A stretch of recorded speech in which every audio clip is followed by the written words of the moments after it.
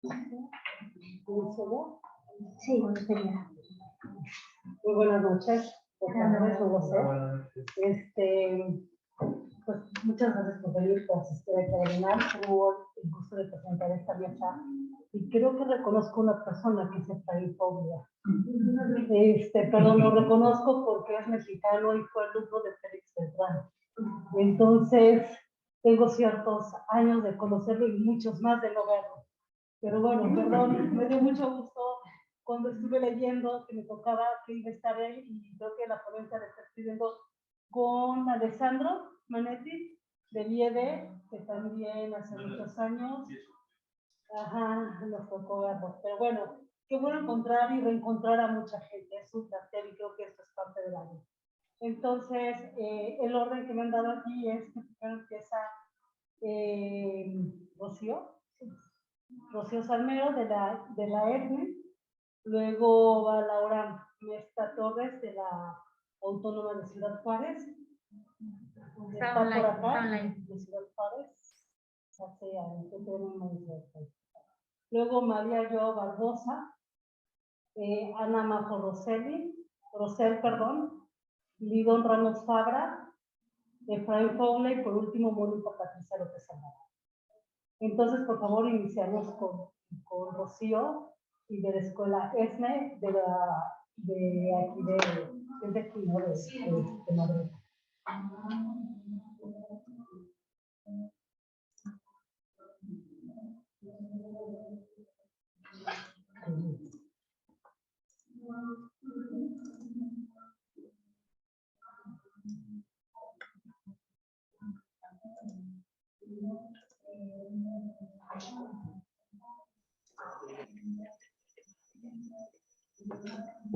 ¿Los que están online ven la pantalla?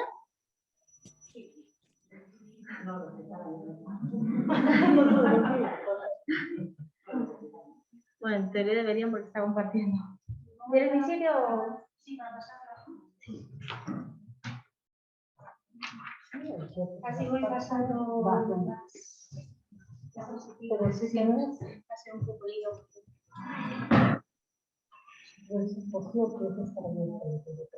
Bueno, la puedo así yo creo que... Bueno, buenas tardes, me llamo Rocío Sancho, soy profesora y directora del máster en diseño de interiores en ESNE, Escuela Universitaria de Diseño, Innovación y Tecnología, y presentamos esta ponencia, bueno, lo presento junto con mis compañeros Daniel Rodríguez y Evo Hurtado, que son profesores asociados. Hemos querido presentar, bueno, Curul, que está aprovechando un diseño de autor para un taller colaborativo, donde tenemos en cuenta también, ha sido un proyecto junto con la Fundación Apropos, y lo que queríamos era trabajar un diseño de autor, convertirlo en un diseño colaborativo donde llevamos a los alumnos en todo el proceso de conceptualización, de experimentar con ellos todo el proceso hasta también bueno, pues la ejecución de ese proceso de diseño junto con las personas de la Fundación. La Fundación Apropos trabaja con gente que tiene discapacidades diferentes, entonces queríamos un proyecto que uniese pues, ese codiseño de los alumnos junto con personas, ¿no? Dentro de esa sostenibilidad. Muchas veces cuando hablamos de diseño sostenible, pues nos dedicamos a materiales y demás y también nos queda esa parte de la sostenibilidad en la sociedad, ¿no? Y entonces, bueno, pues se tratan unos taburetes, unos asientos, los Curul, que son un diseño de Enorme Studio. Y es un diseño que queríamos buscar además ese lienzo en blanco donde los alumnos pues, diseñasen y pudiesen también fabricarse junto con las personas de la Fundación. Es un diseño básico que ellos mismos pudiesen construir y entonces, bueno, pues empezamos el taller con una metodología de conocer primero pues, a la Fundación, ¿eh? Que los alumnos también se integrasen en ese diseño, conociesen la Fundación, sus necesidades, lo que hacían para así también que entendiesen ellos pues, dónde iba a ir ese diseño, ¿no? Entonces, bueno, pues en un primer momento la Fundación estuvo con los alumnos, les explicaron todo el funcionamiento de la Fundación, cómo trabajaban con ellos y posteriormente los alumnos empezaron a hacer su diseño. En este taller colaboraron aproximadamente unos 40 alumnos estábamos todavía con la pandemia, un sistema híbrido, entonces, bueno, pues poco a poco fueron haciendo diferentes diseños y los íbamos también compartiendo en una plataforma digital, Miro, donde todos los alumnos pues, podían ir metiendo los diseños que iban saliendo y darse cuenta también de ese codiseño, ¿no? El que puedes diseñar algo, pero siempre hay otras opciones, ¿no? Y hay otros diseños que ellos entendiesen pues, que al final se trataba de diseñar para las personas de la fundación y que todos los diseños eran válidos, pero bueno, se tuvieron que elegir pues unos 20 diseños más o menos, ¿no? Que es al final lo que se realizaron. Entonces se fueron compartiendo en esta plataforma, se fueron votando los diseños más adecuados para poder llevar a cabo ese diseño colaborativo con la fundación, donde la idea era que formar un workshop y una ejecución de esos asientos, que éramos más de 30 personas, ¿no? Coordinar a todos los alumnos y las personas del centro, ¿no? Que también colaboraron en el diseño, pintando y construyendo esos taburetes. Como eran de simplicidad técnica, por así decir, ¿no? Son 4 patas metálicas sobre una bovedilla, bueno, pues entre todos fueron diseñando, pintando, era un diseño que era social, que era inclusivo con todos los de la fundación y además, bueno, para ellos también sacarles un poco de su zona de confort y ver que además con el diseño, ¿no? Y después de la conclusión, ¿no? Que se sacó de este taller es que gracias al diseño también podemos mejorar la vida de los demás y que además, bueno, pues podemos hacer muchas cosas por ellos, ¿no? Entonces, bueno, pues en este sentido todos colaboraron, pudieron montar esos diferentes asientos y al final se diseñaron esos 20 taburetes, todos ellos diferentes, con los diseños que además muchos de la fundación también aportaron su propio diseño.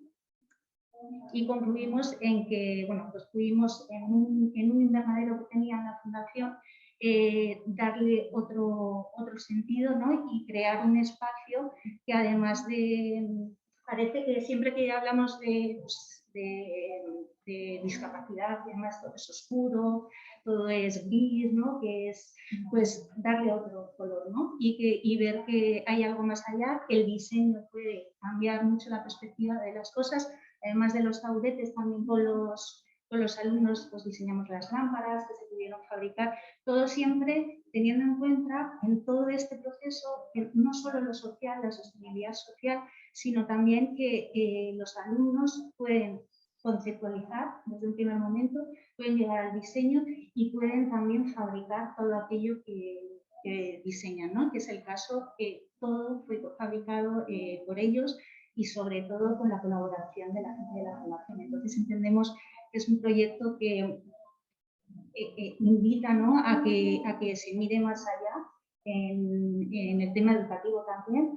Y nada, la conclusión es que Fundalia lo repetiremos porque creemos que tienen todo el proceso de conceptualización, de diseño, de ejecución y toda la capacidad también pues, de crear esos diseños que puedes incluir a personas que a lo mejor no tienen todas las capacidades que puedas tener, pero en este caso sí que pudieron incluir. Muchísimas gracias.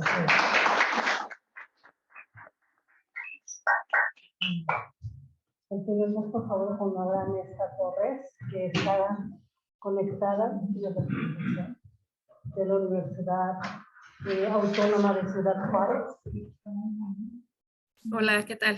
Buen día.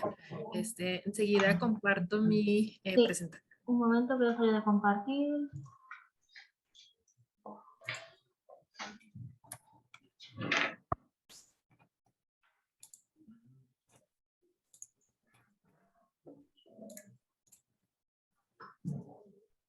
Solo me confirman, por favor, si pueden ver a modo de pantalla completa. Sí, muy buenos días a todos. Bueno, buenas tardes por allá en España. Aquí estamos llegando apenas al mediodía en Juárez. Entonces estamos ahí un poquito desfasados. Primero que nada, pues muchas gracias por la oportunidad de ser parte de esta importante plataforma para poder compartir diversas experiencias, ¿no? En mi caso, pues el día de hoy les voy a platicar sobre la enseñanza del diseño textil artesanal en contextos virtuales. Bueno, yo creo que todos, a manera de introducción, sabemos que desde hace un par de años tuvimos un cambio paradigmático muy importante en la educación y tuvimos que trasladar todos nuestros formatos familiarizados, ¿no? Que teníamos de dar clase a contextos completamente virtuales. Y que si bien no estábamos tan ajenos, ¿no? A este modo de trabajo, sí no estábamos acostumbrados a trasladarlo por completo, ¿no? Entonces, en este caso, hablando específicamente de lo que es la educación en el diseño, pues sabemos que hay una relación intrínseca entre lo que es la enseñanza del diseño y la enseñanza en el taller de diseño, que es precisamente donde se llevan a cabo pues todas estas prácticas, en donde el estudiante ya traslada, ¿verdad?, todo este bagaje y todo este proceso creativo a crear diferentes piezas. En este aspecto, el día de hoy les voy a comentar, ¿verdad?, de manera muy rápida algunos objetivos que tiene el haber hecho esta investigación, dentro de los cuales pues se planteaba identificar cuáles estrategias eran las más adecuadas para poder trasladar el trabajo del taller de textiles a una modalidad que no fuese presencial. También les voy a mostrar un poco sobre algunas de las propuestas textiles que fueron producto de la materia y pues cómo se fueron integrando, ¿verdad? Algunas consideraciones de materiales de reutilización y rescate, ¿no?, de algunos elementos para poder trabajar en el textil. Bien, bueno, nosotros dentro de la Universidad Autónoma de Ciudad Juárez, pues contamos con nuestro taller de textiles, en donde tenemos pues todos los elementos necesarios para que los alumnos puedan generar sus piezas textiles. Contamos con una serie de telares como las que estamos viendo en pantalla que nos permiten producir sí telares artesanales, pero bueno, pues a través de este aparato que sí nos permite o sí nos ayuda, ¿verdad?, un poco a acelerar el proceso. En este sentido, cuando trasladamos la materia al contexto virtual, no podíamos pues trasladar estos grandes telares a la casa de cada uno de los alumnos, ni nosotros podíamos tener acceso al taller, pues debido a todas las restricciones por el COVID, ¿no? Entonces tuvimos que trasladar y de cierta manera repetir o replicar el ejercicio que se hacía en estos telares en alguna plataforma que los alumnos pudieran estar utilizando en casa. Y rescatamos un poco lo que fue el diseño textil a través de lo que conocemos como el telar de mesa, que es este elemento que estamos viendo aquí a la derecha de la pantalla. Y bueno, a través de este elemento, pues pudimos, ¿verdad?, recuperar un poco o pudimos rescatar, ¿verdad?, lo que era la dinámica de la clase. Principalmente trabajamos sobre tres fases: la fase teórica, la fase conceptual y la fase ejecutiva. Cuando hablamos de la fase teórica es la parte en donde tanto el docente instruye al alumno sobre las generalidades de cómo se construye el textil, y del mismo modo también es parte del alumno hacer una revisión teórica a partir de un concepto que por lo general les damos que se va a continuar o se va a retomar en la parte conceptual. En este caso, pues el tema que se dio era pues hablar, ¿no?, de esta situación social y de cómo el diseño pues tenía que empezar a generar impactos en estas nuevas situaciones. De ahí los alumnos pues hicieron una serie de pláticas y de discusiones grupales de manera virtual y pues empezaron a rescatar algunas temáticas, ¿no?, que fueron lo que ellos retomaron en lo que fue la parte conceptual. La parte conceptual es donde se construye ya el discurso del diseño de la pieza y donde se le empieza a dar sentido, ¿no?, a lo que ellos van a construir. Y posteriormente en la parte ejecutiva es cuando ellos ya entran a trabajar de lleno, ¿verdad?, con estos elementos para poder generar sus piezas. Las primeras dos fases pues se dieron como de manera natural, ¿no?, a pesar de que estábamos en contextos virtuales, pero la tercera etapa entonces ya nos generaba el problema de no tener acceso al taller y tener que trasladar estas prácticas. Entonces, como les comentaba, pues retomamos el uso de lo que fue el telar de mesa. Teníamos también la situación de que nos encontrábamos un poco restringidos en el sentido de que Muchas tiendas de insumos en donde conseguíamos las fibras y algunos elementos para trabajar se encontraban cerradas. La frontera con Estados Unidos estaba cerrada también, que es un lugar en donde por lo general también adquirimos algunos insumos. Entonces nos tuvimos que ceñir a lo que los chicos tenían en casa y a tratar de aprovechar estos elementos para poder hacer el desarrollo de la pieza. Entonces, empezamos a hacer unas prácticas muy generales, iniciando desde crear pequeños telares con piezas de cartón. Cualquier cartón que tuvieran en su casa, ya sea una caja de cereal, una caja de zapatos, para que ellos empezaran a familiarizarse con los conceptos de la tensión y del entramado de todo lo que implica la construcción del textil.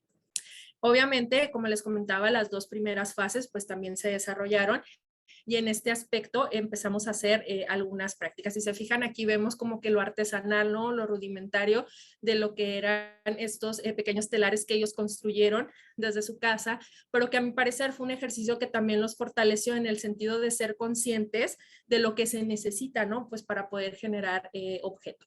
Y bueno, aquí les pongo algunas muestras de las láminas que empezamos a trabajar, o de los ejercicios más bien que empezamos a trabajar, y cómo cada uno de ellos pues empezó a hacer sus ejercicios. Y la forma en la que trabajamos pues fue que yo también me construí mi propio telar, abría cámara y hacíamos estas sesiones interactivas en las cuales yo empezaba a darles indicaciones sobre cómo iban a hacer los telares, cómo iban a hacer las diferentes puntadas y ellos me iban compartiendo, yo llevo así, aquí me atoré, entonces fue una parte de una interacción muy interesante que a mí lo que me llamó mucho la atención era que en esta plataforma virtual los alumnos eran mucho más participativos que cuando incluso los tenía en clase. No sé si era porque quizás muchos con su cámara apagada tenían como más soltura para poder hacer preguntas o para admitir que estaban teniendo alguna problemática para el desarrollo del ejercicio, pero se soltaron bastante, ¿no? En esta interacción. Y lo interesante de esto fue que pues generaron piezas muy interesantes que a comparación de otros semestres en los cuales teníamos pues nuestra clase presencial, inclusive la calidad y la técnica que vimos en este concepto virtual se vio un poquito más elevada, ¿no? De lo que habíamos visto. Y bueno, pues aquí les comparto algunos de los ejemplos y de las piezas que se crearon junto con sus láminas conceptuales en donde ellos van haciendo una documentación de proceso desde lo teórico hasta lo ejecutivo, pues retomando, ¿no? Esta fase de lo que veíamos de los tres puntos importantes para el desarrollo de la clase. Aquí están algunos de otros ejemplos. Ellos, por ejemplo, no tenían acceso a algunas maderas para poder hacer el bastidor y retomaron lo que son los aros de madera para bordar y hicimos un entramado especial para generar la tensión adecuada y que ahí pudieran hacer todos sus modelados textiles y bueno, pues hacer estas láminas, ¿no? En donde fuéramos haciendo, ¿no? Toda esta parte.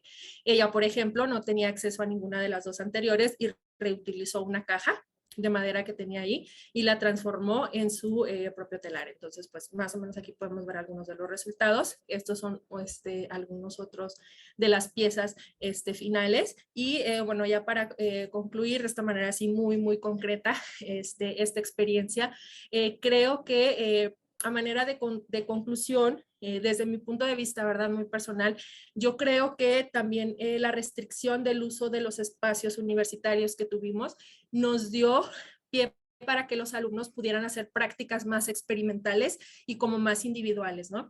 Los alumnos también empezaron a crear sus propios patrones de aprendizaje y empezaron a identificar otras técnicas incluso complementarias a las que yo les estaba indicando, ¿no?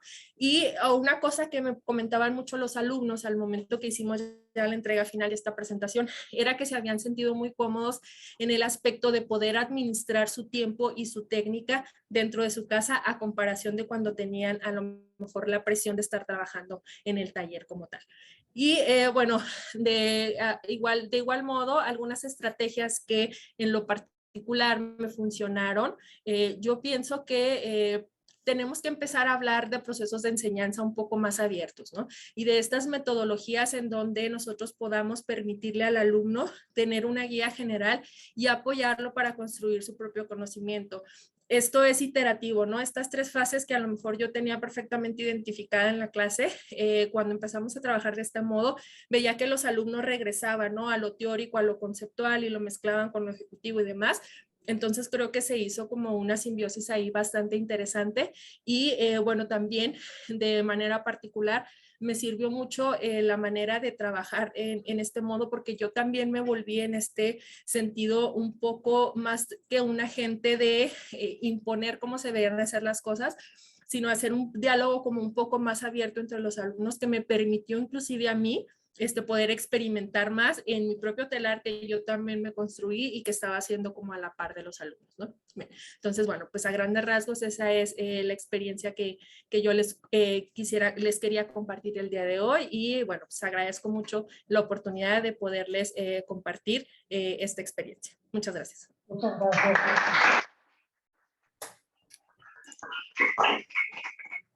Bueno, vamos con María João Barbosa, de la Universidad Lusíada de Portugal.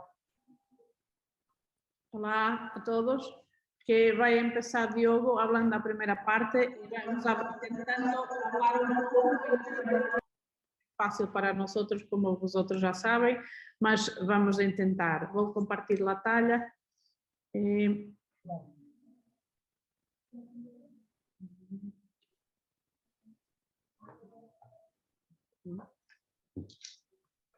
Tira o som ao teu.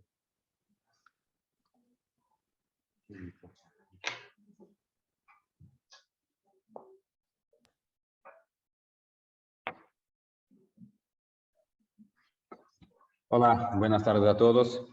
Yo voy a comenzar nuestra presentación. Perdona por mi español, no es el mejor, pero voy a intentar ser comprendido. Bueno, nuestro trabajo es diferenciar lo que no es diferente. Rediseño de identidades comerciales locales.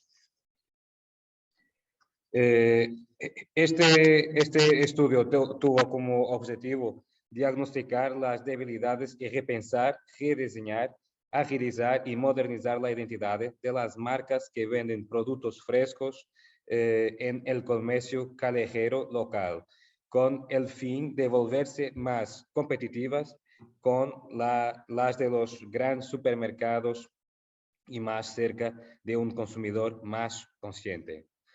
Los objetivos de esta propuesta han sido innovar la identidad de marca de los establecimientos minoristas locales de la ciudad de Vila Nova de Famalicão a través del diseño de identidad. Asegurar una ventaja competitiva a las marcas locales ante la vulnerabilidad y fragilidad que revelaron los sistemas alimentarios importados durante la pandemia. Consolidar el propósito y posicionamiento de las marcas locales de productos frescos a través de estudios que diagnostiquen las imágenes de marcas competidoras que venden productos frescos, como las pescaderías, carnicerías y fruterías. Elimine la complejidad de la identidad de la marca para comunicarse de manera efectiva con los consumidores y garantizar una mejor efectividad a las redes de suministro locales. Encontrar oportunidades para comunicarse con un consumidor más consciente a través de opciones más respetuosas con el medio ambiente. Legitimar y fortalecer social y comercialmente la marca, alertando sobre el desperdicio para implementar nuevas soluciones para empaques, bolsas más sustentables.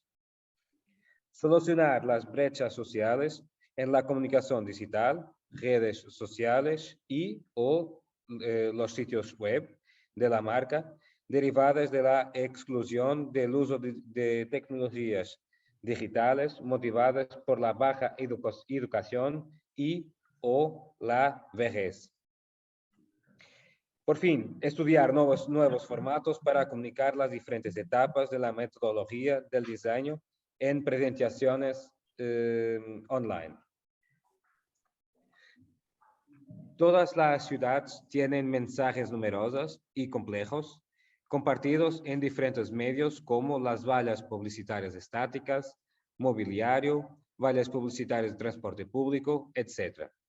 La identidad está en todos los aspectos de la vida social, captando la atención del consumidor y sembrando el deseo de comprar un determinado producto sin que esto lo controle o advierta. El diseño de identidad engloba muchos aspectos de la vida social que son fundamentales para la producción cultural, tanto a nivel global como local. Sostenibilidad, ética, identidad, tecnología, interdisciplinariedad, comunicación multimedia, entre otros. Visualmente, la ciudad es un laberinto difícil de descifrar. En este sentido, la identidad visual tiene un potencial valioso, la diferenciación.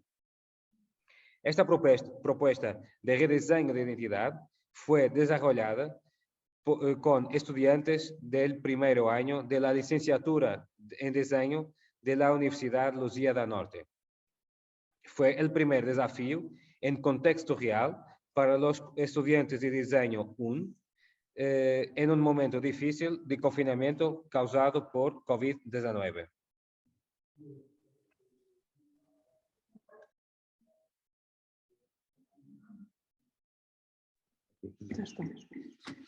Este proyecto que estamos hablando surgió en pleno COVID, como Diogo ya ha dicho, con el primer año de diseño, y todas las tiendas estaban cerradas y era necesario que estuviesen algún medio de comunicar.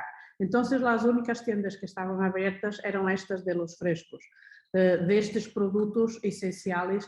E a eleição destas marcas de produtos frescos locais chegou aqui quase como uma imposição, e era esse momento os únicos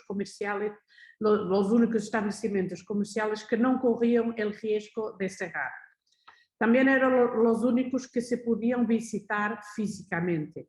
Então estas áreas comerciais locais, em um contexto que não era pandêmico, já estavam desentendidas en términos de imagen global, por muchas razones, por poca educación de los comerciales, por una exclusión digital motivada por avanzada edad, que muchas veces estas lojas de frescos de productos, sus propietarios tienen muchas veces una precaria situación financiera y consecuentemente no están pensando en identidad o en diseño. Entonces surgió aquí, en esta situación pandémica, una oportunidad de pensar para ellos, de pensar identidad para estas tiendas que casi no son visibles en la ciudad.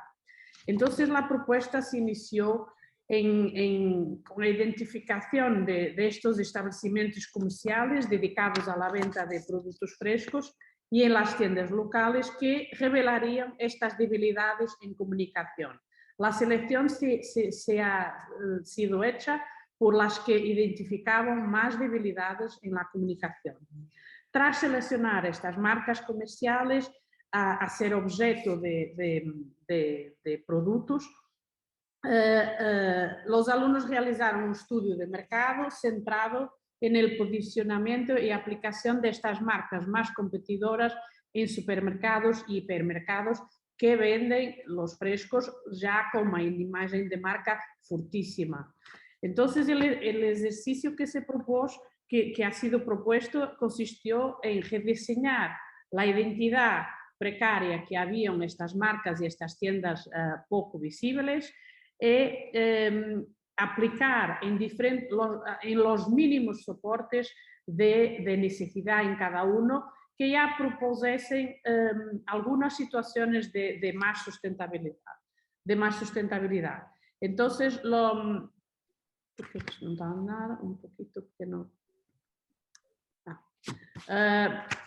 o que estou pasando aquí son algunos dos proyectos realizados por los alumnos y algunas aplicaciones que no es una farda, más es una vestimenta, más también un avental, una pieza que todos los frescos usan para vestir por encima de su ropa.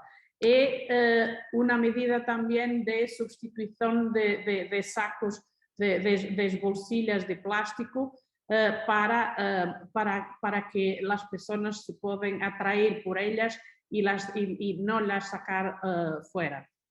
Estas piezas se crearon a medida del perfil de cada cliente.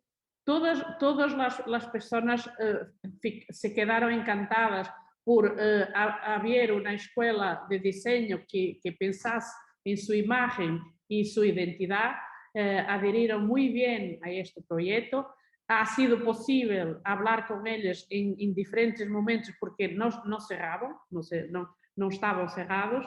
Y entonces lo que se pasó fue muy interesante porque los resultados de todos los alumnos, había una gran motivación en el tema. Todos los alumnos ficaron muy motivados por la precariedad que había en estas tiendas en términos de comunicación. Entonces, todo el mundo se ha esmerado muchísimo para los resultados. La turma era pequeña y todos los alumnos tuvieron resultados muchísimo buenos, de tal forma que yo y Diogo, que hacemos el acompañamiento y el desafío para esta turma de primer año, habemos decidido de comunicar estes resultados a la Cámara Municipal de la ciudad, a Variación de Emprendedorismo e Inovación, que estamos en este momento y en términos conclusivos a estudiar una parcería y una hipótesis de implementar una alianza entre Universidad de Lusíada y la Cámara Municipal de la ciudad para crear una línea de crédito que visa apoyar la recalificación de la identidad de estas y de otras marcas locales que revelen este tipo de fragilidades encontradas, que no es difícil porque hay muchísimas con este tipo de características. Entonces, en esta fase es donde estamos a estudiar y a ver qué tipo de apoyos comunitarios se puede encontrar para abrir este tipo de línea de crédito. Muchas gracias. Espero que haya gustado de este ejercicio que ha sido impuesto por la pandemia. Muchísimas gracias.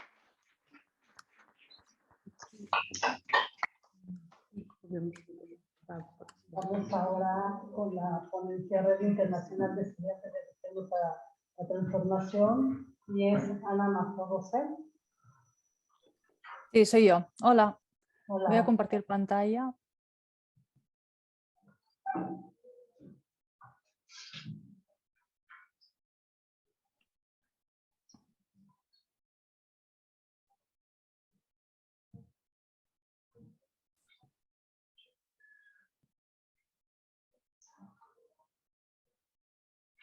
Vale, creo que lo tengo en pantalla completa. Sí, se ve bien. Sí.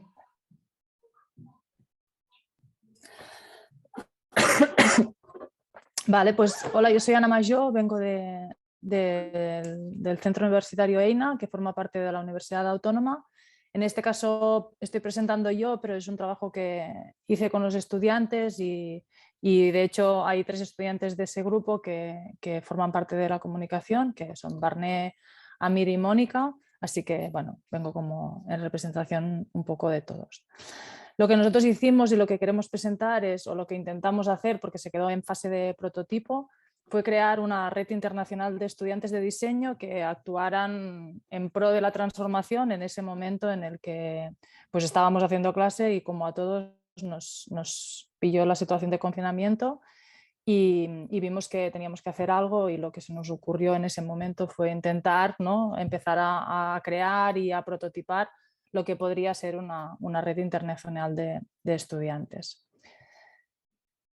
Los objetivos que nos marcamos, que viraron un poco lo que estábamos haciendo en ese momento, era aprovechar la oportunidad, conectar a estudiantes de diseño y resituar el diseño, ¿no? Aprovechar la oportunidad era pues, de esa situación única que nos estaba llegando, que era una situación de emergencia. Y para nosotros era aprovechar la oportunidad, el hecho de situar los proyectos que estábamos haciendo en curso en un marco que pues, hasta ese momento y para nosotros occidentalmente era un marco inédito, ¿no?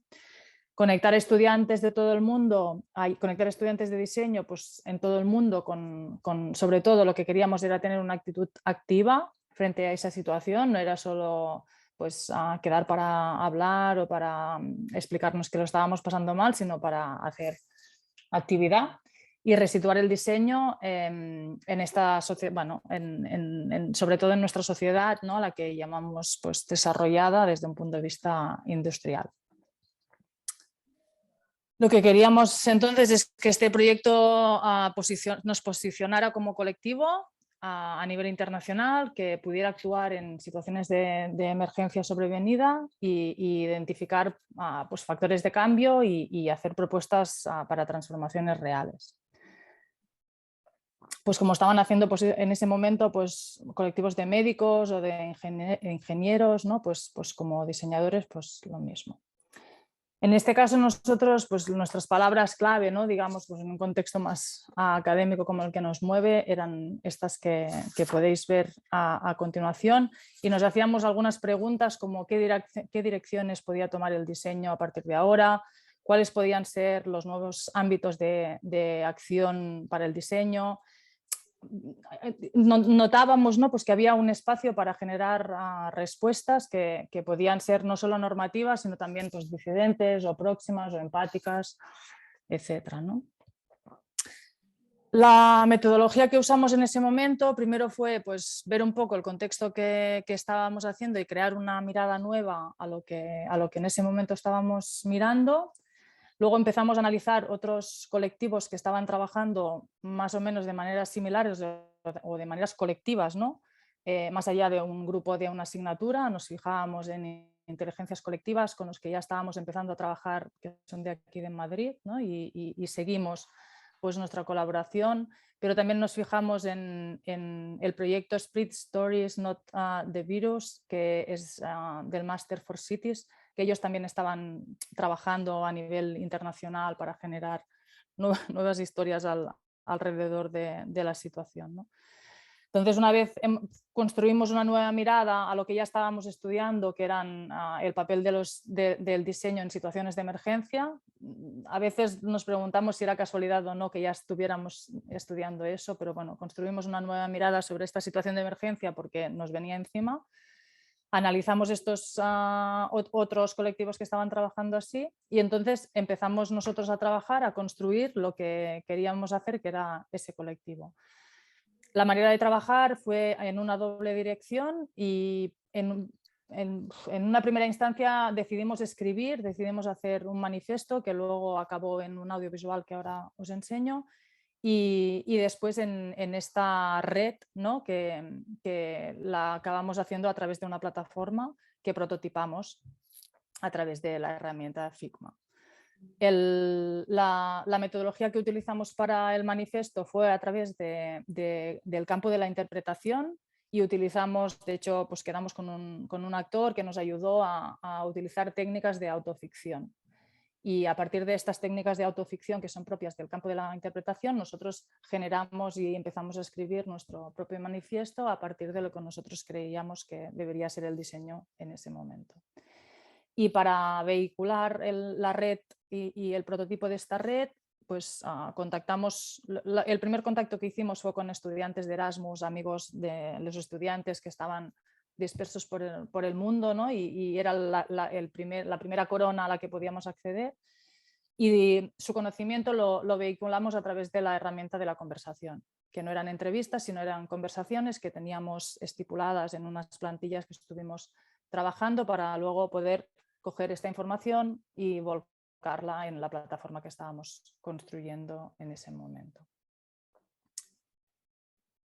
Los resultados que obtuvimos fueron estos dos que os estoy explicando. Por un lado el manifiesto y por el otro lado esta red colaborativa que fuera evidentemente de naturaleza digital, porque queríamos que todo el mundo tuviera acceso y por lo tanto necesitábamos que fuera digital y que fuera una herramienta viva y que dejamos en estado de prototipo y ahora todavía lo tenemos así, como esperando a ver si le encontramos un sitio en el mundo y podemos seguir, porque en realidad, aunque la necesidad no surgió de este momento de emergencia sobrevenida, pues seguimos creyendo en este proyecto, ¿no? Voy a intentar, sí, bueno, podéis acceder a él, no voy a pasar evidentemente todo el manifiesto porque primero que está en catalán y después que dura, pues eso, 6 minutos, ¿no? Pero para que podáis ver un poco, estaba vertebrado en cinco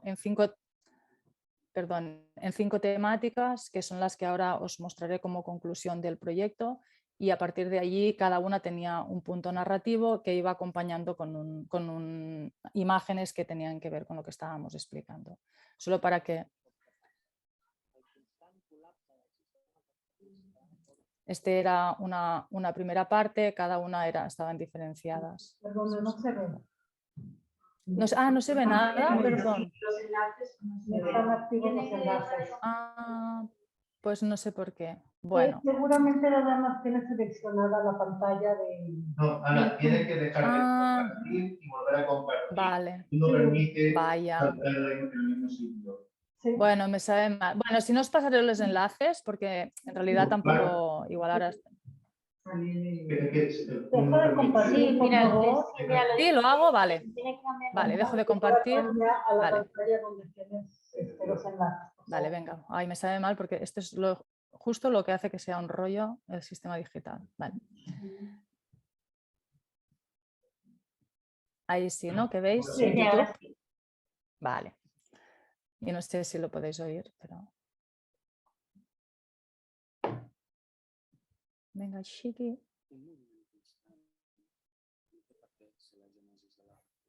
¿Oís una voz en off? No. Vale, pues el audio, bueno, es pasar el enlace, no pasa nada, en realidad está colgado en YouTube. Lo que hace es, vamos generando 5 narrativas distintas de 5 temas que ahora os explico y va acompañando a diferentes narraciones visuales y narración auditiva. Entonces, todo el texto que estaba escrito era el que recogía todo lo que luego vertebraba o fundamentaba la red y lo que queríamos hacer. Entonces, ahí le metimos todo este conocimiento interpretativo con sus voces en off que estuvimos trabajando y abríamos el campo del diseño a otros campos de conocimiento, por ejemplo, el de la interpretación en este caso. Vuelvo a mi pantalla. Y ahora me va a pasar lo mismo. El otro también es un enlace. Jo, perdón, odio esta situación. No se funciona de poder, ¿eh? Ya, pero no os oigo muy bien, pero que me pase a mí me molesta bastante porque me molesta cuando pasa. Así que estoy generando yo esta situación extraña. Pero bueno, no pasa nada. Vale, no sé si aquí estáis viendo un Figma. Vale, como os he explicado, está absolutamente en fase de prototipo y podréis ver. Pero al final era un poco, pues teníamos una página en la que había pues este manifiesto que si clicas aquí vas al enlace que os estaba explicando. Entonces explicábamos un poco pues que éramos un equipo de estudiantes que queríamos formar esta red de otros estudiantes que estaban fuera y que lo que queríamos hacer es hacer proyectos.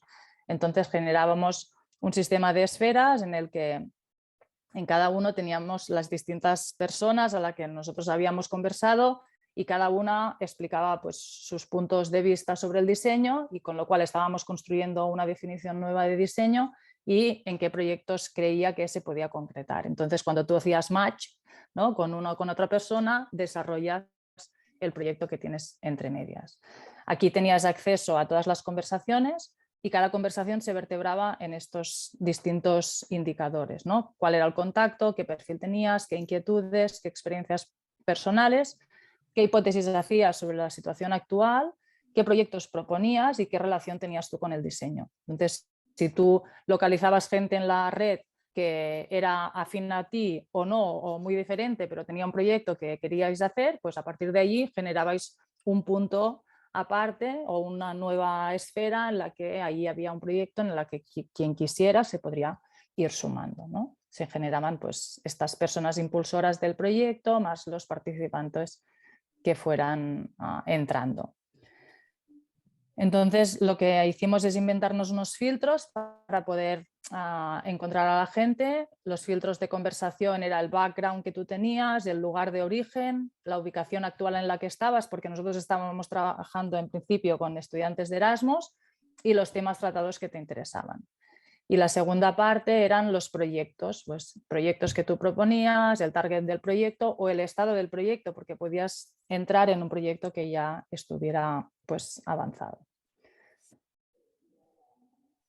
Tú te encontrabas con esto y a partir de aquí pues decías, vale, pues me interesa gente que esté con el diseño gráfico, me interesa gente que esté pues trabajando temas de salud y bienestar, y a partir de aquí te ibas encontrando pues a Erika, ¿no? En este caso, pues Erika era diseñadora gráfica, estaba trabajando con temas de bienestar, estaba en Barcelona, y aquí puedo ver los proyectos que ella proponía, ¿no? Contactar y dinamizar conversaciones, etcétera, el target que estaba, qué relación tenía con el diseño, pues era diseñadora gráfica, para ella era una herramienta principal, bla, bla, bla. Si yo veía que con esta persona podía estar, pues contactaba con ella, hacíamos match y empezábamos a trabajar. Con lo cual generábamos un espacio en el que se podían generar proyectos, que era lo que nos interesaba, que no solo fueran conversaciones, sino que ya fueran proyectos en los que yo me pudiera sumar. Y estoy hablando como en condicional, pero nosotros seguimos intentando que esto funcione, así que como este es un congreso internacional, igual a alguien le interesa el proyecto y podemos pues tirarlo adelante, ¿no? Entre un lado del océano y otro lado. Voy a dejar un momento de compartir para irme otra vez. Aquí, que ya las conclusiones a las que llegamos, y digo que son inestables y provisionales porque son las que movían el manifiesto, que nosotros lo que queríamos es que este manifiesto se pudiera modificar y variar al cabo de 1, 2, 3 años que la red esté funcionando, pero llegábamos el manifiesto lo vertebrábamos en 5 partes que eran nuestras conclusiones, que era que queríamos transformar lo establecido porque queríamos evitar el colapso, que nos debíamos a nosotros mismos y no queríamos caer en ciertas inercias, que queríamos entender el ritmo de lo que nos estaba rodeando, que queríamos buscar sinergias entre este alboroto, entre este ruido que se estaba generando, y que queríamos escuchar el grito que nos estaba dando, ¿no? Pues una vida ahogada que llevábamos y poco respirada, ¿no? Esos eran los 5 puntos que eran nuestras 5 conclusiones a las que llegábamos. Y simplemente agradecer pues todas aquellas personas que colaboraron, que fueron muchas, hicimos muchísimas conversaciones con muchísima gente, nos iba bien porque como estábamos todos confinados todo el mundo podía hacerlo, que pues eran ajenos al proyecto y que nos ayudaron y ahí los tenemos todos ahí puestos en nuestra red de momento prototípica y ya está. Hasta aquí, muchas gracias. Gracias, Ana. Y disculpar todas los compartir pantalla, dejar de compartir, etcétera, que es horrible. Gracias. Vamos con Iván Ramos, de la Universidad Francisco de Toledo. Hola, buenas tardes. Voy a tratar de compartir pantalla, a ver si ahora no me da problemas. A ver.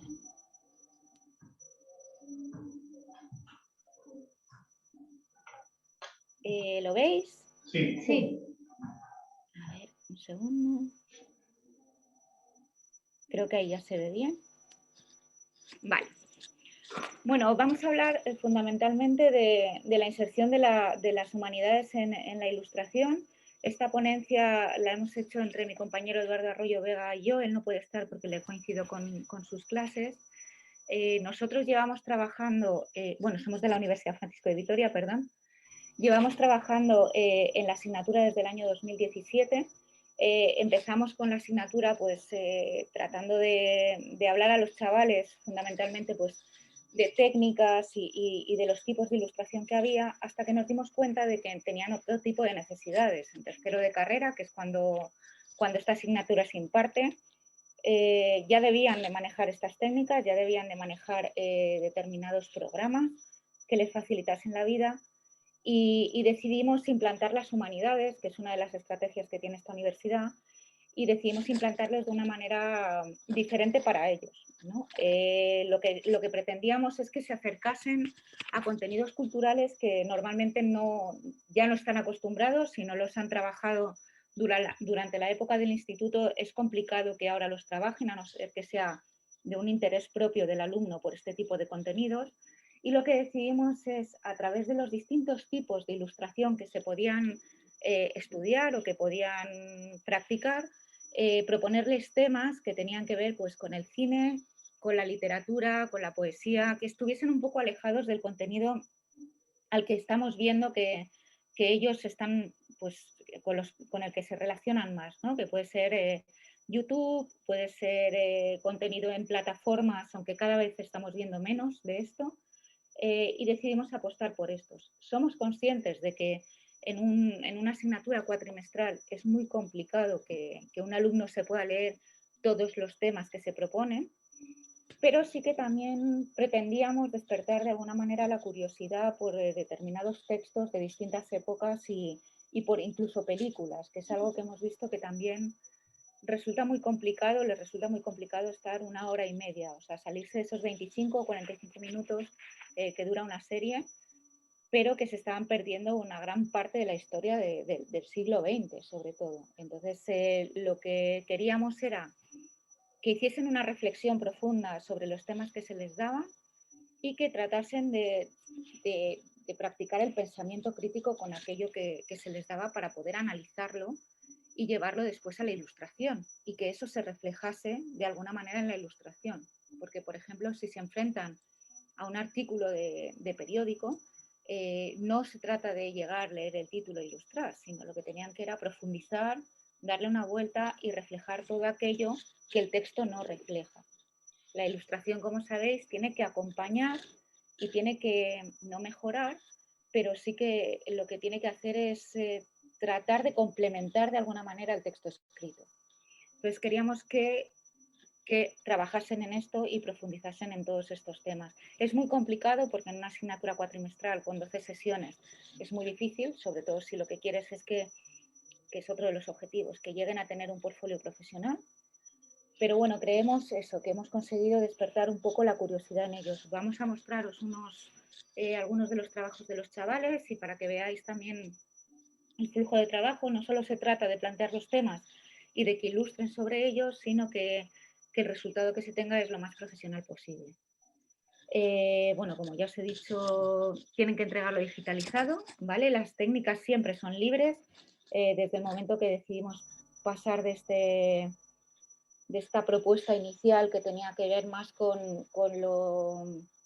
el taller artístico decimonónico, y pasar ya, dar por hecho que sabían algunas técnicas, y si no, tenían que encontrar la manera de hacerlo. O sea, porque la ilustración no solo es dibujar bien, sino es encontrar la manera de representar con las herramientas que cada uno tiene. Eso ayudaba también a que los chavales se buscasen de alguna manera la vida y fuesen definiendo poco a poco su estilo, que era otro de los objetivos que teníamos. Entonces, en cada una de las sesiones proponíamos el tipo de ilustración y planteábamos entre 2 o 4 temas que vais a ver, como aquí tenemos. En la sesión 1, por ejemplo, estaba más dedicado a la ilustración editorial o a la portada del libro, que puede ser o gráfica o artística, y los temas propuestos eran la metamorfosis, el extranjero, el sonido del tono o la Ilíada. Había que elegir uno, trabajar sobre esto y presentarlo pues, con la sinopsis, portada del libro y el libro completo, para ver si el resultado era el deseado. Aquí tenéis ejemplos de varios alumnos. A Clara la veremos en varias ocasiones, es una alumna excepcional. Los resultados son bastante buenos. Estos son 2 resultados del mismo texto, cada uno interpretaba. Sabemos que algunos sí que los han leído al completo, porque no son precisamente son textos complejos, pero no excesivamente largos, y cada uno lo ha interpretado de una manera. Es verdad que muchos alumnos, si no la gran mayoría, se quedaba con las sinopsis planteadas. Eso es una pena, pero era una manera. También en la ilustración periodística o en la ilustración de un artículo, en este caso sí, en vez de plantear un tema directamente ya preestablecido, lo que hacíamos era leer la prensa de ese mes e intentar buscar un artículo de actualidad, sobre todo porque nos permitía comparar su trabajo con lo que estaban haciendo otros autores en ese momento y lo que se estaba publicando. Entonces, lo que también había que analizar, formaba parte del trabajo, no solo era reflexionar sobre el artículo, sino sobre el planteamiento general de la publicación. Qué tipo de tipografías, qué tipo de estilo. Como podéis ver aquí, estas son las propuestas de varios alumnos, o bien en Hotdown o revistas como la Revista del País o el Cultural, para que se viese cómo funcionaba, y además estos temas son precisamente el año pasado que estaban bastante de actualidad. En la sesión 3 trabajábamos en el cartel de cine, se planteaban 3 películas que éramos conscientes de que no habían visto en ningún caso. De hecho, creo que ninguno de los alumnos de los que tuvimos el año pasado, creo que fueron 80, ninguno había visto ninguna de las 3 películas, y se tenía que plantear como un cartel y ver en un mock-up a ver si funcionaba. Como ya os digo, la técnica es libre, aunque no la temática. Después, la ilustración publicitaria lo queríamos acercar desde otro punto de vista, sobre todo lo que tenía que ver más con la música y con los LPs y CDs, que estamos viendo que es algo que también por la edad les resulta bastante ajeno, y tenían, para acercárselo un poquito más, trabajar con un mock-up de lo que se encontrarían en Spotify. Este es el resultado de Clara, que es la primera alumna que hemos visto, con el trabajo de Leftovers. Después, el GIF animado era una manera de introducir la animación, aunque hay cierto debate entre lo que es ilustración y lo que es animación, y no se considera lo mismo, pero nos parecía interesante. Planteábamos obras de Shakespeare, de Molière, con distintos resultados. Tenían que ser muy sencillos porque esto es una entrega semanal, entonces el tiempo de trabajo es bastante limitado.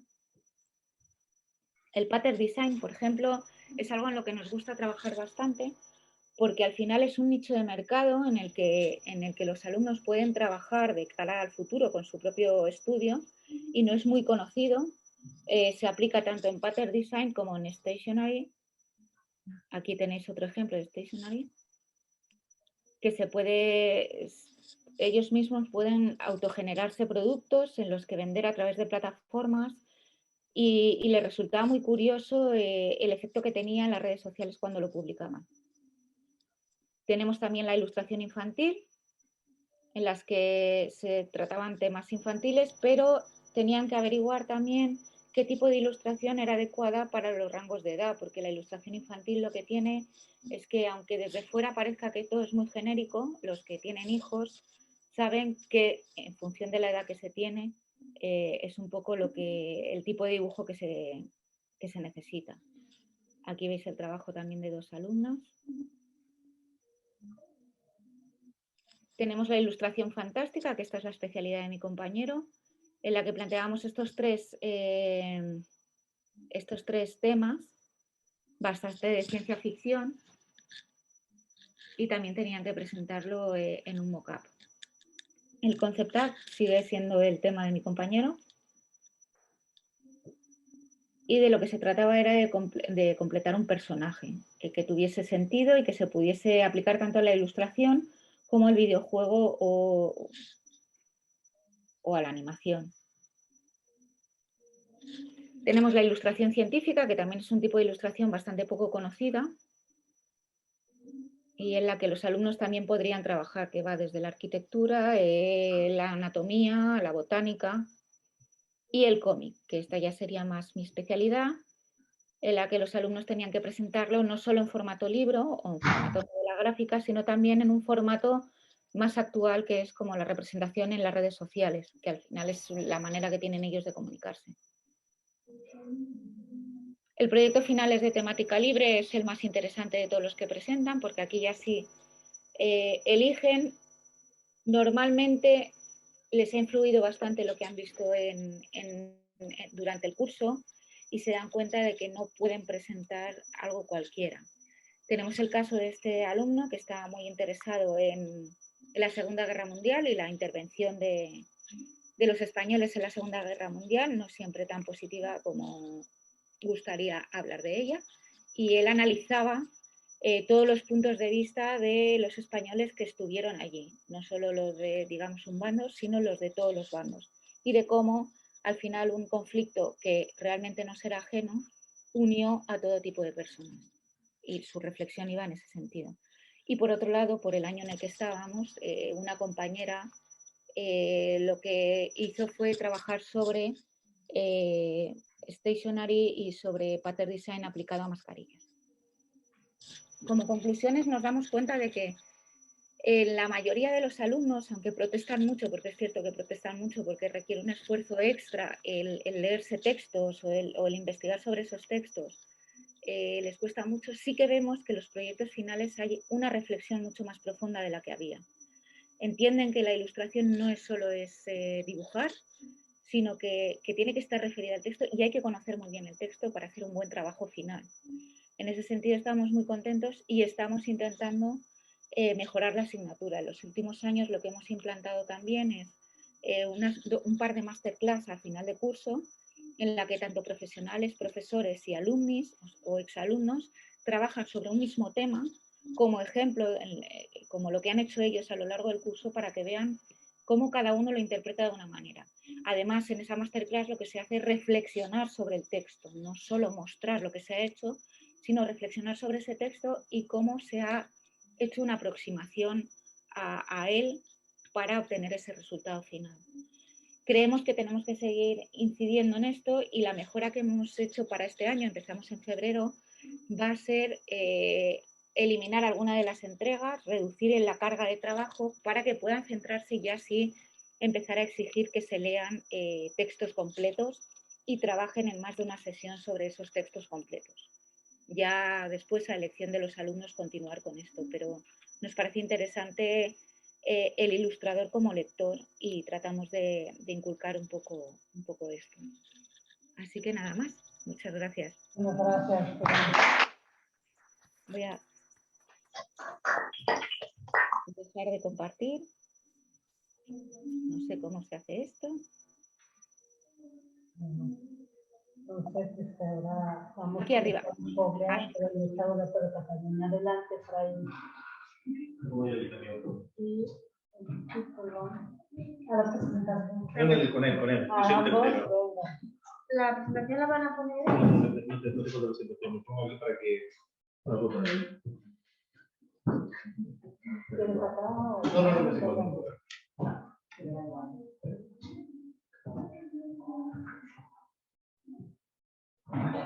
Una cosa y...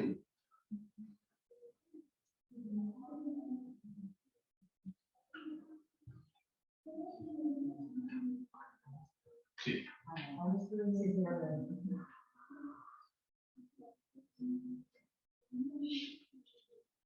Comenzamos. Intentaremos respetar 8 minutos para que, si no, llevamos ya demasiadas ponencias. Bueno, estamos en un mundo acelerado, ¿no? Que es una de las conclusiones que se ha llegado, o todo el mundo lo publica.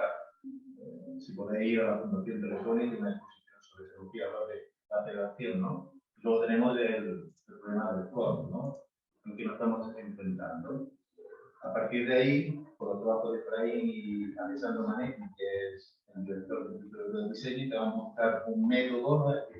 La nueva docencia que debe tener en cuenta a partir del mundo que vimos tan acelerado. Entonces, de un pensamiento establecimos como las 5 R's, ¿no?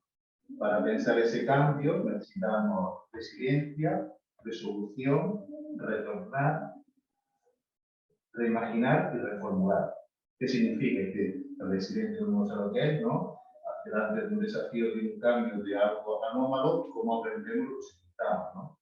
La resolución, sí, ¿cómo priorizamos? Pues uno de los problemas que tenemos es que la diferencia entre urgencia y prioritaria, ¿no? Urgencias no son ni prioridades. ¿Cuál es la prioridad dentro de la academia para enfrentar este problema? ¿No? Es decir, pues, ¿qué significan los jefes totales? ¿Qué significa cómo juntamos la fuerza docente y la unión con los estudiantes, un mecanismo más tecnológico? Por lo tanto, tenemos que saber trabajar, resolver esas prioridades, ¿no? Esas urgencias.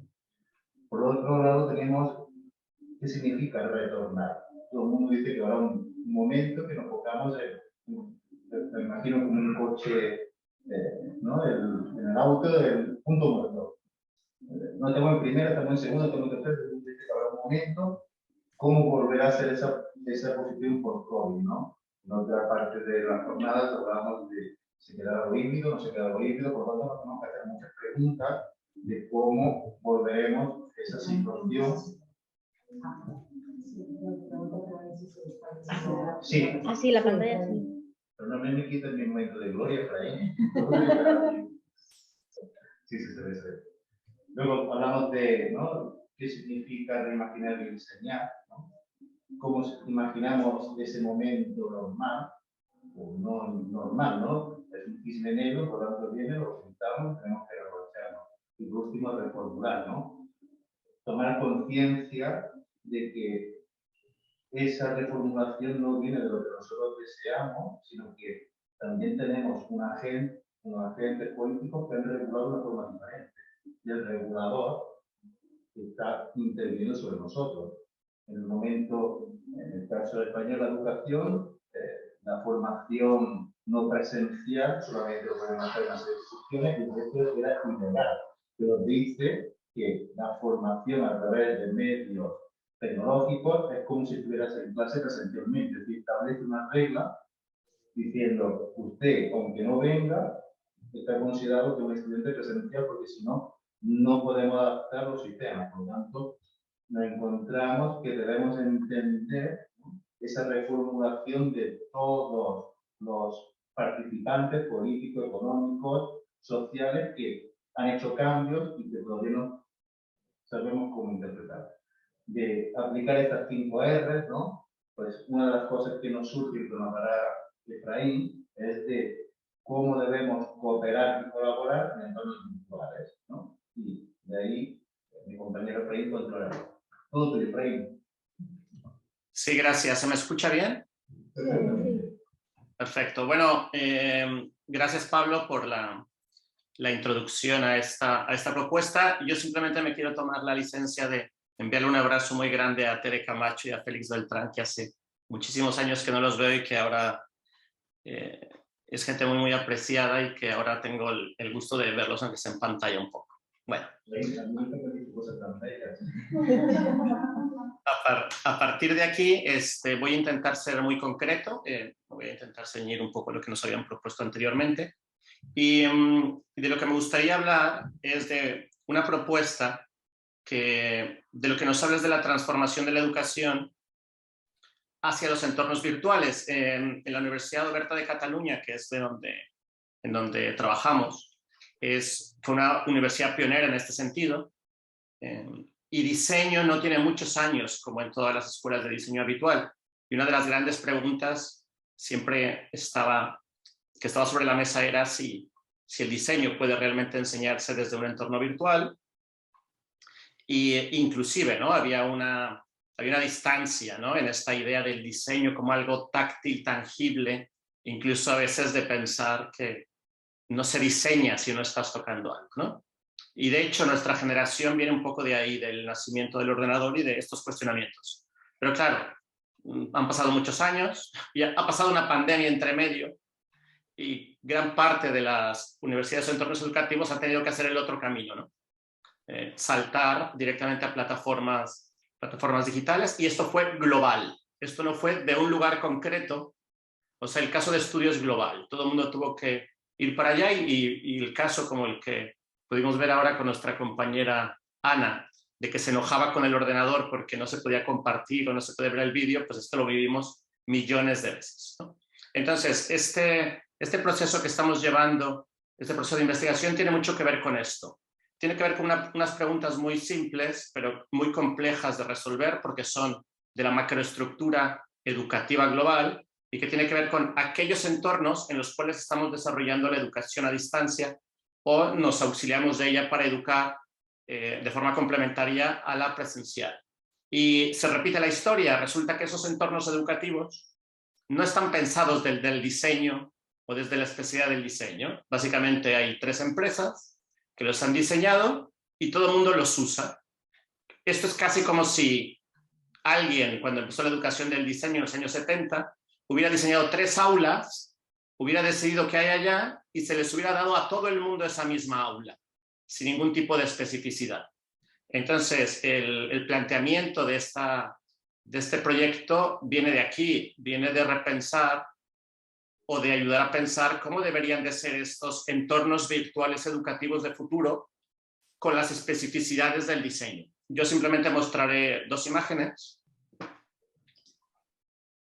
Lo que muestro aquí es un kit de una metodología de diseño especulativo. ¿No se ve? No. ¿Ahí? Ahora sí. Vale.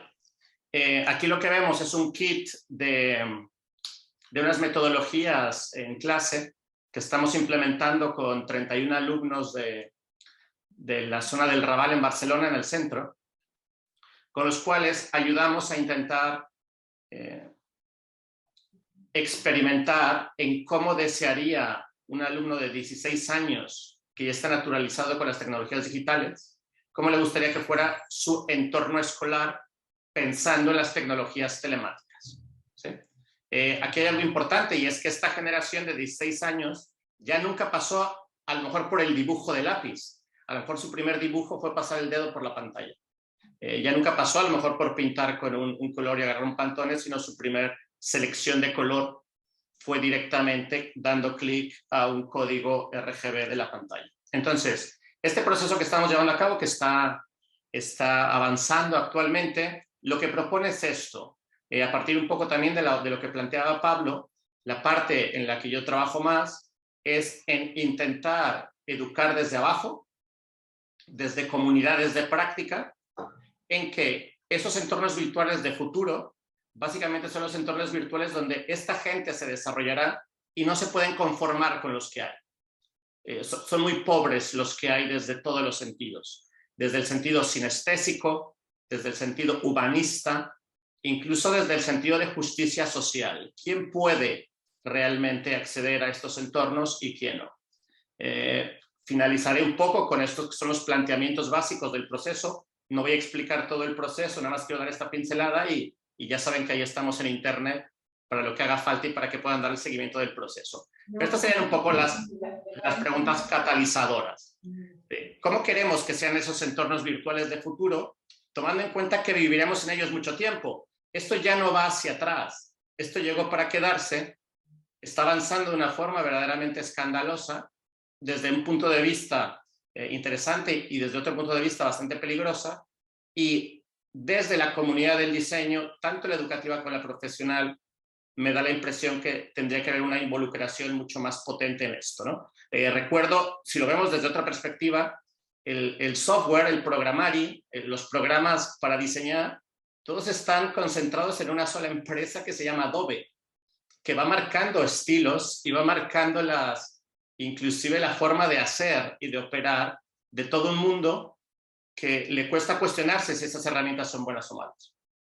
Entonces creo que lo de los entornos virtuales, que está creciendo cada vez más, porque ya es una realidad tangible, estamos en momento de cuestionarlo, ¿no? Y uno de los ejercicios iniciales que se hacen con los chavales, las chavalas, es hacerles la pregunta que tienen en tercer lugar, que es, ¿qué exactamente odiamos de esos entornos virtuales actuales?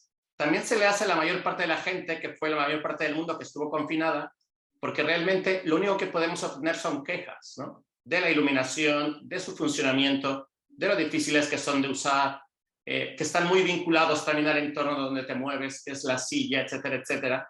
Y bueno, a partir de aquí es una pincelada lo que les queríamos ofrecer. Esta investigación seguirá en curso y también tiene mucho que ver con nuevas narrativas digitales. Tengo la fortuna de estar en la Universidad Oberta de Cataluña, que desarrolla también pedagogías y metodologías y diseña herramientas para el aula. Entonces, bueno, ya les iremos contando cómo va todo esto, pero este es un poco el planteamiento que acompaña a lo que les contó Pablo. Muchas gracias.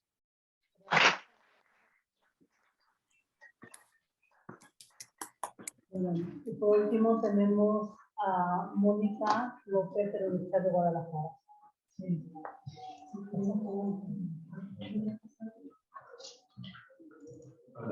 ¿Quieres que las pase con ustedes?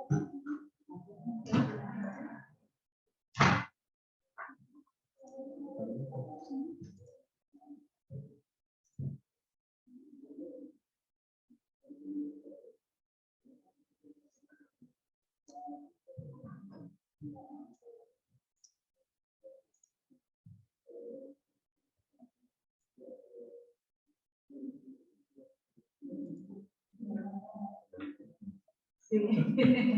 Así es. Aquí está la mano. Bien, gracias. Buenas tardes a todos. Nosotros somos los profesores Alejandro Briceño Vilches, maestra Elena Corona Gómez, su servidora Mónica Patricia López Alvarado, del Centro Universitario de Arte, Arquitectura y Diseño de la Universidad de Guadalajara, presentando una propuesta de un modelo que, por esta ponencia, que es presentar modelos y estrategias de enseñanza productiva en el diseño.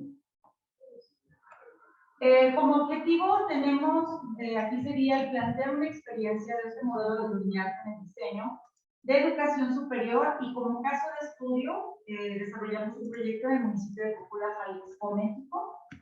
Este sería nuestro objetivo. Y bueno, como propuesta estaría la enseñanza del diseño vinculando el desarrollo de proyectos a nivel transversal, esto con estudiantes de pregrado de las licenciaturas de diseño industrial y diseño para la comunicación gráfica, así como de los de posgrado con lo que viene a ser de diseño e innovación. El modelo de educación también entre pares a estudiantes de posgrado que intervienen estratégicamente en este desarrollo de proyectos orientados a identificar problemáticas de lo que viene a ser estas comunidades locales.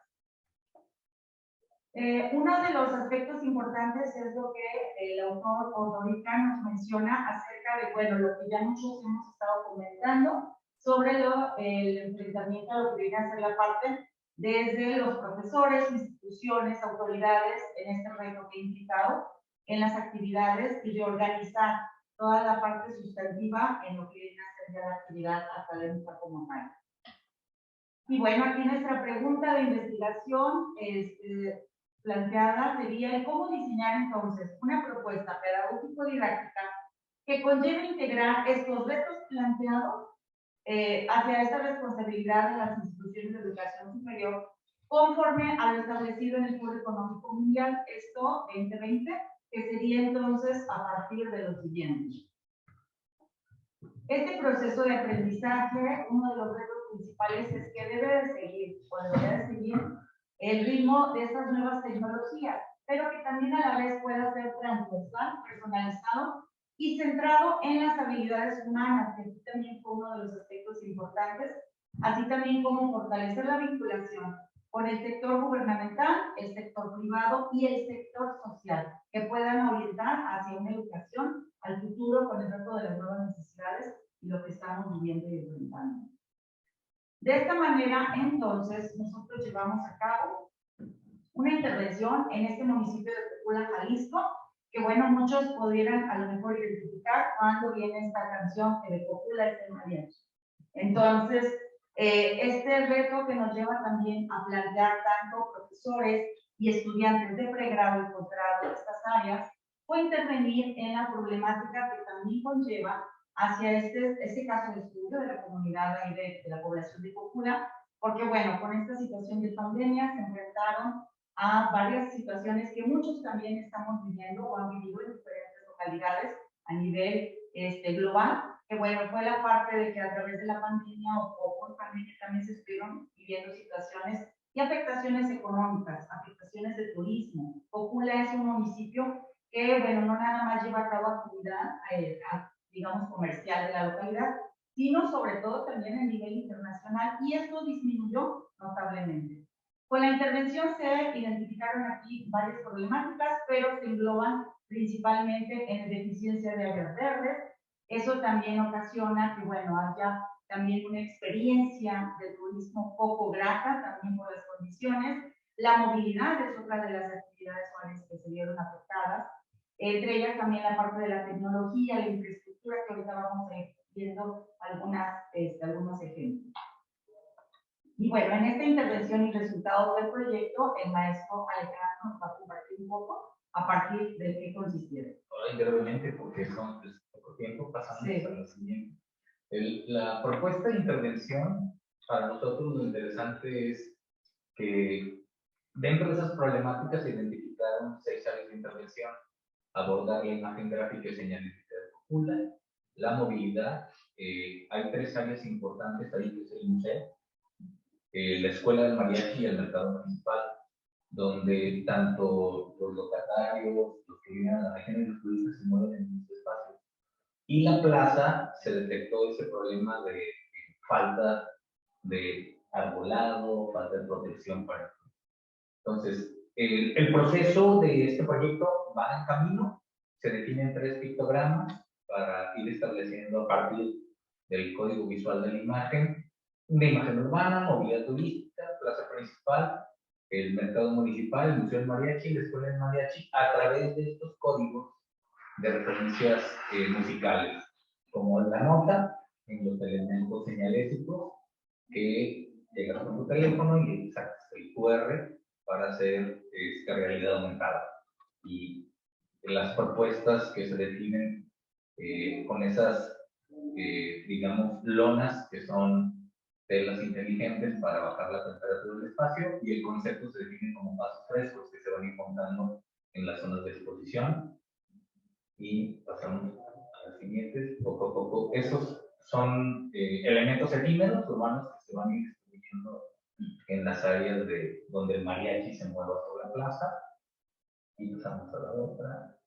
Una serie de elementos urbanos para ir generando identidad en el espacio, donde empecemos a evitar los cables que hay en la zona para captar energía solar y que pueda almacenarse dentro de cada uno de los puestos o elementos urbanos que ahí se manifiestan. La composición estética es el principio de las cuerdas de la guitarra, y ese es como el elemento constante de todo este proceso. Acá ponemos el QR para que nos pueda llevar en la propuesta del mariachi, y vamos en esta etapa conceptual. Para nosotros la parte de aporte de valor en la parte tecnológica es que estos materiales puedan, a partir de que tú llegues al espacio, cambien los colores, el movimiento en cada una de las redes. Y creemos que el reto que acá para nosotros es relevante es integrar 133 personas. Este aprendizaje colaborativo, que lo vemos como vertical, horizontal y transversal, donde están los profes de posgrado, los de licenciatura de diseño industrial, los de gráfico. Entonces son 8 profesores y 133 alumnos en el proyecto, donde cada uno tiene una responsabilidad, el acuerdo en conjunto, llegar a toma de decisiones. Me parece que para nosotros es el más reto en el proceso de enseñanza y aprendizaje. Entonces, ha sido un trabajo donde se acabaron los muros de las aulas, se abrieron todos los espacios para hacer este trabajo colaborativo, interdisciplinario. Nuestra base es la resolución de problemas integrales y el abordaje a un nivel complejo. La comunicación y diálogo clave, hacer testeo cada viernes sobre los acuerdos, porque en realidad el conflicto no es el proyecto, sino la toma de decisiones de por dónde va. La parte del pensamiento analítico y la flexibilidad de esa toma de decisiones para llegar a acuerdos, para nosotros es lo más complicado. Y lo estamos testeando en las siguientes transparencias.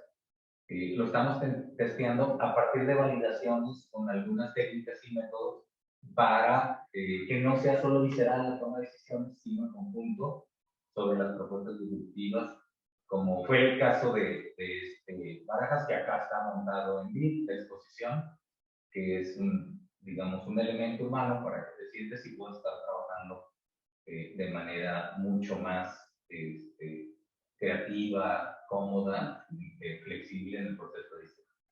Entonces, las herramientas que usamos fue Stanford, el modelo de Mono, de 6 Summer Park and Sun, y en este proceso abordamos 2 actividades.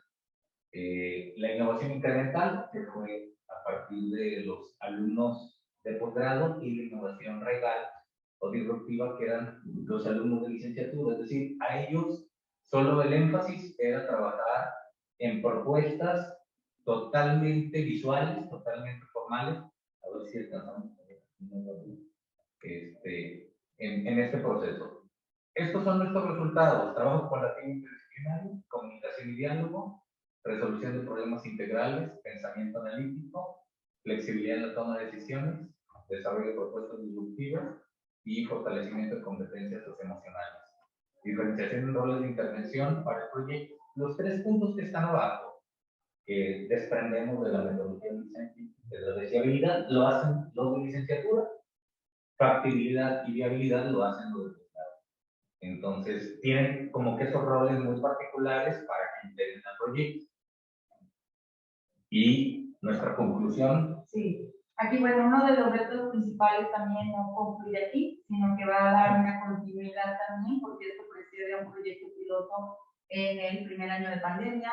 Estamos en este proceso con estos resultados, pero sobre todo también que, bueno, integramos sí la tecnología, sin embargo, sin olvidar también la parte importante de lo que viene a ser aquí, perdón, las competencias socioemocionales, en donde esta parte de cambio, digamos, también con la inclusión de la tecnología modificó en gran medida la forma de implementar estrategias, y entonces de ahí también la integración y fortalecimiento en lo que vienen a ser también la colaboración de estudiantes, no nada más de pregrado, sino también en conjunto con los profesores. Entonces, bueno, que eso se puede ir integrando.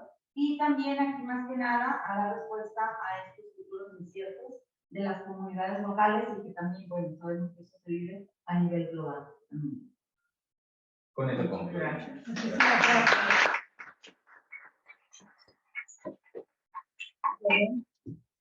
Es momento de pasar a la sesión de preguntas. No sé si alguno de ustedes quiere iniciar. Sí. A mí me gustaría preguntar primero en el proyecto que mostraste sobre la intervención de diseño de autor, que me parece muy interesante la integración de cómo participan en la primera etapa. Si las propuestas que se generan acá en ese espacio ya integral obedecen a un método de trabajo o va siendo totalmente libre el desarrollo de las propuestas. En este caso, claro, el diseño, o sea, de no bien conectado, ¿no? Y todos trabajaban sobre una misma base. Entonces, al conocer también la fundación, porque en la primera sesión puede conocer a la fundación, el diseño, a la hora del diseño y demás, entonces hubo, cada alumno hizo su propuesta, de qué querían en base a lo que habían escuchado, ¿no? Y siempre hablamos en diseño interior, ¿no? Hay que escuchar al cliente, ¿no? Y ver para quién se diseña, para poder ofrecer la mejor solución.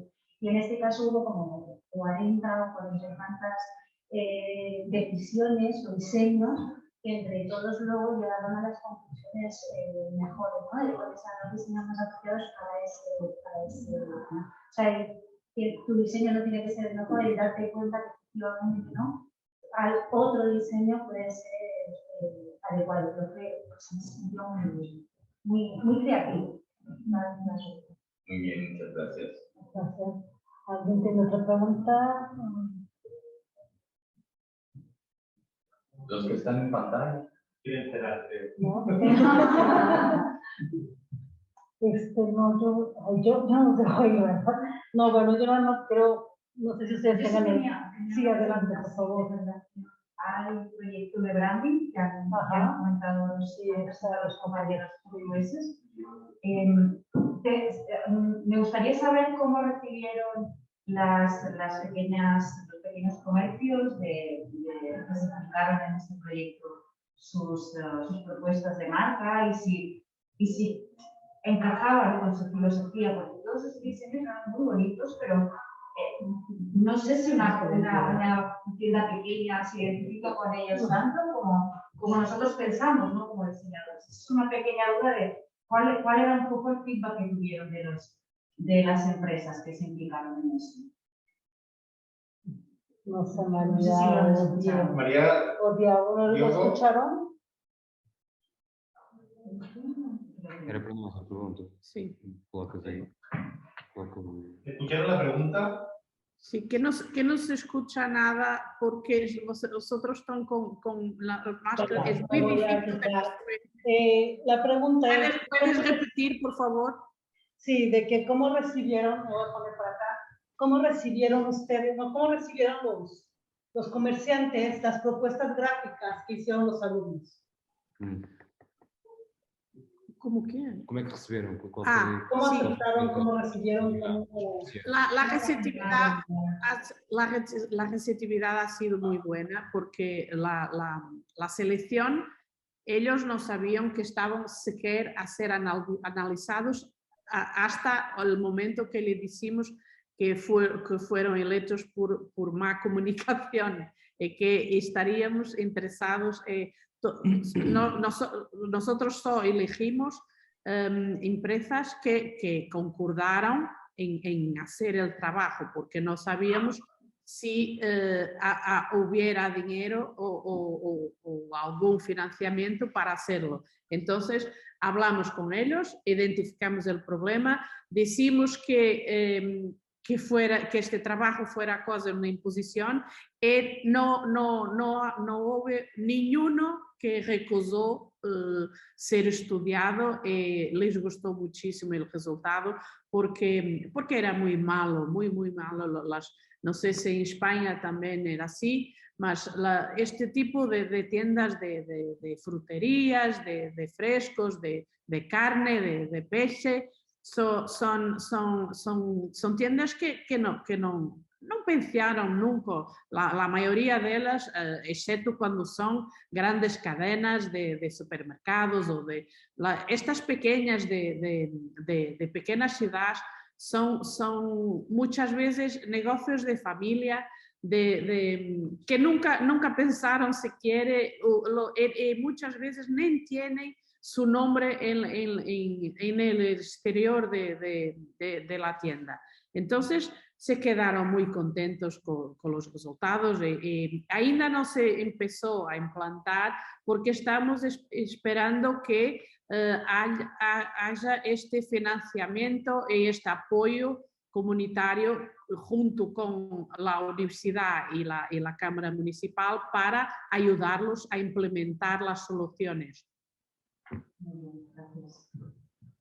Perfecto, gracias. Gracias. Molto obrigado.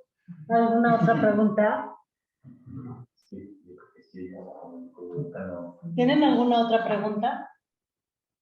¿No? No preguntas. Muy bien, Efraín. Bueno, de mi parte, yo de verdad les agradezco muchísimo. Yo también soy docente, soy maestra, profesora de la Universidad de Anáhuac, Querétaro. Y creo que esta pandemia nos hizo dar soluciones desde muchas perspectivas. Lo estamos viendo desde los mismos telares, de hacer una red de estudiantes que va a ayudar muchísimo. Yo espero de verdad que se concluya porque es muy interesante. Y creo que si alguna vez dimos de espalda un poco hacia la tecnología, nos hicieron dar la vuelta de manera inmediata. No tuvimos más que volver a aceptarla y decir por aquí va. Y fue casi de la noche para la mañana. Entonces yo me queda más que felicitar a todos los docentes, en verdad, porque de alguna manera o de otra, todos nos sumamos a la tecnología y todos pudimos sacar adelante todo este trabajo. Entonces, de verdad, a mí me queda solamente agradecerles a todos y que hayan compartido todas estas experiencias, de las cuales creo que todos nos vamos a aprender y todos vamos sumando. Y me estaré poniendo seguramente en contacto con ustedes porque desde mi universidad me interesa lo que están haciendo en Guadalajara porque tenemos cosas muy comunes. Me interesa lo que está haciendo Ana porque esta colaboración y esta red de estudiantes es muy buena. Lo que están haciendo Efraín, Pablo y Alessandro, porque también todo nos está sumando. Entonces, este modelo también de copiar, de tomar el diseño de autor y apropiarlo y darle un nuevo uso y hacer que la gente se sienta parte de él, creo que todo esto nos ha mirado y nos ha hecho, como yo decía ahora en la inauguración, darnos cuenta que somos más sociales de lo que queremos aceptar. Entonces, de verdad, muchísimas gracias. Doy las gracias al Noveno Encuentro por darnos este espacio y les doy un aplauso a todos ustedes.